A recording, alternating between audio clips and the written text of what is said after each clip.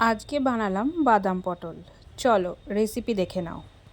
পটলগুলো গোটা খোলা ছাড়িয়ে চিড়ে নিয়েছি অল্প অল্প করে 2 মাথাতে। তারপর পুরো ছাঁকা তেলে ভেজে নিয়েছি। পুরোটা কিন্তু ভাজলে হবে না, হালকা ভাজতে হবে। যে কোনো নিরামিষের দিনে এই রান্নাটা কিন্তু খুব ভালো লাগবে। মিক্সিতে ভাজা বাদাম জল দিয়ে একটু বেটে নিয়েছি। আর এখানে নিয়েছি ঘরে পাতা টক দই।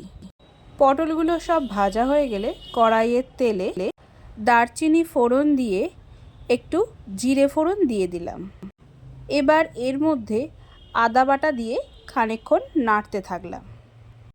এরপর একে একে রেগুলার রান্নার যা মশলা সেইগুলো দিলাম এবং সাথে বাদাম বাটাটাও দিয়ে দিলাম।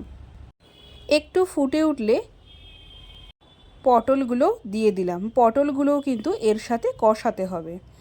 এরপর দইটা যেটা ফ্যাটিয়ে রেখেছিলাম সেটা দিয়ে দিলাম। যদি প্রয়োজন হয় সামান্য জল কিন্তু দেওয়া যেতে পারে। তারপর বেশ ভালোভাবে ফুটে উঠলে তেল বেরিয়ে আসলে একটু আমল দুধ গুলে দিয়ে দিলাম। তৈরি হয়ে গেল বাদাম পটল। আর রুটি পরোটা সব কিছুর সাথেই ভালো লাগে।